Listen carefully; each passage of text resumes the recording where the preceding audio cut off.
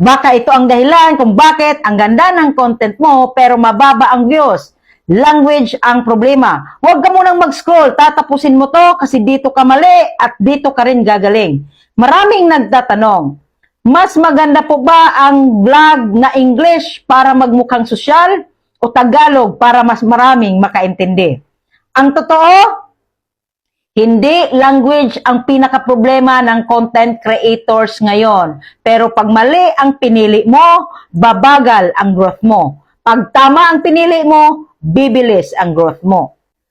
Unahin natin ang English. Maganda ba ang English content? Yes.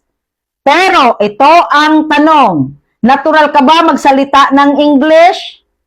Naiintindihan ka ba ng target audience mo? Kasi kung mag-English ka lang dahil oso, gusto mo magmukhang professional, o feeling mo mas mataas ang dating, pero pilit, walang emosyon at walang koneksyon, sorry hindi pinapanood ng algorithm ang grammar mo. Pinapanood nito kung may nanatili at nakakaramdam sa content mo. Ngayon, pag-usapan natin ang Tagalog.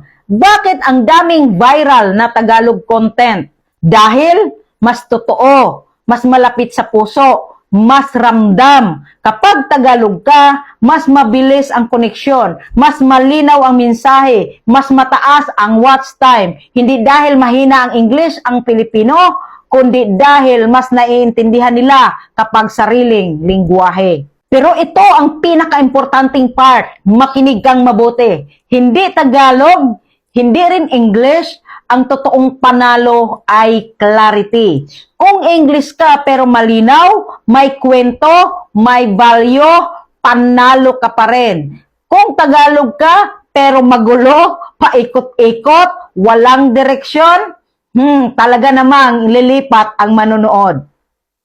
Ito naman yung practical tips para sa mga content creators. Tip 1, kilalanin ang audience mo. Tanungin mo ang sarili mo, sino ba talaga ang kausap ko? Nanay ba? OFW? Negosyante? Students? Doon ka magsalita kung saan sila komportabling makinig. Ito, gamitin ang lingwahe na natural sa'yo. Kapag natural ka, mas confident, mas may emosyon, mas totoo. At tandaan, hindi perfection ang hinahanap ng tao, authenticity. Tip 3, pwede ang halo, taglish man yan. Hindi bawal mag-taglish. Ang bawal ay walang direksyon ang sinasabi mo. Kung taglish ang paraan para mas malinaw ang punto mo, gawin mo siya.